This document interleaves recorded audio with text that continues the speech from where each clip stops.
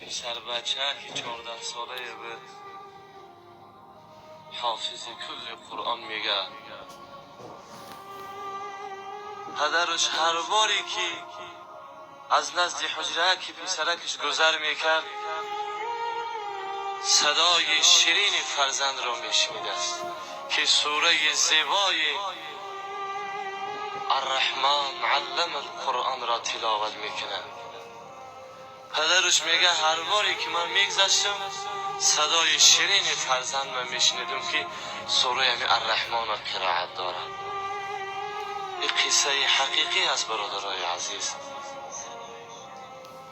اکشم بیان میکنه که هر بار که دادرچه من میدیدم یک همه عادت زیبایی داشت، در دستکش همه تلفنشو قرآن تلاوت میکرد و از پیشانیش میبوسیدم که خدایا تو را سپاس که به من چنین دادر عطا نمودی. اکشم میگم بعدی نماز خفتن یا بعدی نماز شام هرگاه که یک دقیقه هرکی که داده رو میافت نگاه میکردم تلفنش در دستش قرآن میخواند. پسر بچه که 14 ساله و بیماری معده گرفتار میشود 2 روز در بستر بیماری بعد از 2 روز از دنیا میگذرد.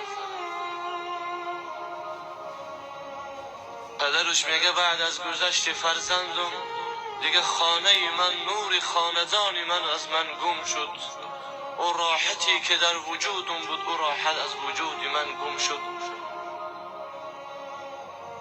میگه نماز بامداد بود وقتی که خواستم که برای وضو بخیزم آمدم میگه از حجره فرزندم صدای فرزندم که سوره الرحمن میخوان میگه میبرامد. وجود من لرزه گرفت که وای خدایا مگر فرزندی من زنده شده است. در با یک امید باز کردم صدا خاموش شد. یک نوری را در بالای جاکه که جگر گوشم دیدم که یک نوری زیبای درخشان بود. جاگه فرزند من با آغوش گرفتم و بوسه کردم خدایا فرزندی من امروز در خانه قبر است ولی این صدا از کجا بود؟ اکشم بیان میکنه اکیمی پسرک میگه که بعد از نماز خفتن میگه میامدم مرا میگه سوره الرحمن شنید و وقتی که در باز کردم کار میکرد همیشه قرآن تلاوت میکرد. بلبل خاندان ما بود. این واقعه چند روز پی هم میگه رخ داد. یک شیخی را آوردیم که این چنین حال است.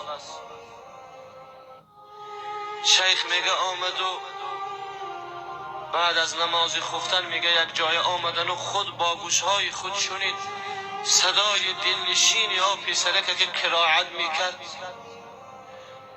الرحمن علم القرآن خلق الانسان علمه البیان.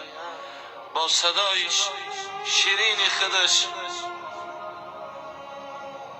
میگه شیخ و پدرش گفت که این صدای فرزند شماست. پدرش گریه کنان گفت که یا شیخ آره این صدای فرزند من هست. میگه وقتی که در باز کردن شیخ همون نوره که دید در روی جاگه که پسر گریه کنان گفت والله قسم تا دم قیامت این صدا از همین خاندان خواهد برآمد. اگر چندی که این خانه ویرانم شود و این نور در همیجا تجلا خواهد داد. این صدا صدای ملائکه هاست و این نور از جانب پروردگار است. گفت فردا صبح یک جا به سر قبر فرزندتان خواهیم رفت. فردا که میشه شیخ و پدرش و اکاکی همو پسر بچه که 14 ساله به سر قبرش میروم که از داخل پسر بچه که 14 ساله به سر قبرش میروم که از داخل قبرم نیست صدای دلنشینش میبراید که قرآن تلاوت میکنه. الله اکبر. الله اکبر. نگاه کنین برکت قرآن ببینین. امروز من و شما ساعتها وقت داریم ولی یک دقیقه برای قرآن خواندن وقتمون جدا نمی کنیم. ساعتها در اینترنت میشینیم، ساعتها واتساپ، ساعتها وایبر و ایما و اینستاگرام و کانتکت و قول و بلاش. والله قسم روز قیامت خدا از ما سوال میکنه. روز قیامت این قرآن در پیشگاه الله تبارک و تعالی شکایت میکنه خدایا آخی من کو کلامی تو بدم، بنده هات همیشه رو به چی آوردن؟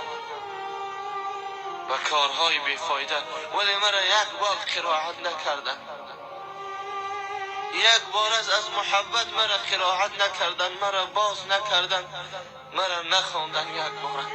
من از اینها شکایت میکنم. تو در اون روز چی میگی؟ چی میگی در اون روز؟ بهترین درجه روز قیامت کدام اشخاص دارن میدانید؟ در روز قیامت میگه ملائکه ها گروه رو میگه چنان میگه می صف زده میگه میبیارن، همه در تعجب میافته که چی گروهی باشن، این قدر گروهی که با این قدر عظمت میبیاین. ملائکه ها گیرچان کردگی هستن. وقتی که باز میکنن سوال میشه که اینها چه اشخاصی هستند؟ جواب به آنها میشه که اینها قاری ها هستند. و چی گروهی باشند؟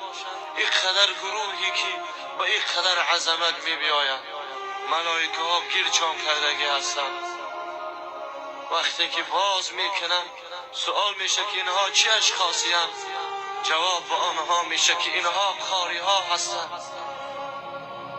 و اینها مادر و پدرای قاری ها هستند که در تار سرشان تاجی هست از نور آفتاب روشن زیادتر، و او همسرای قاری ها هستند. سبحان الله.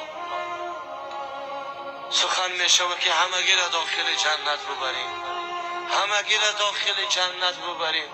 خوشا به حال من و تو که اون روز فرزندی ما قاری باشه، پدری ما قاری باشه، اکهی ما دادری ما قاری باشه، یا همسری ما قاری باشه، یا زن شوهرش قاری باشه. خوشا به حالش، خوشا به حالش که جامعه های از جامعه های بهشتی ها را میپوشانن شانا. میگه بدرایین که داخل جنت، ای بلبلان جنت بدرایین.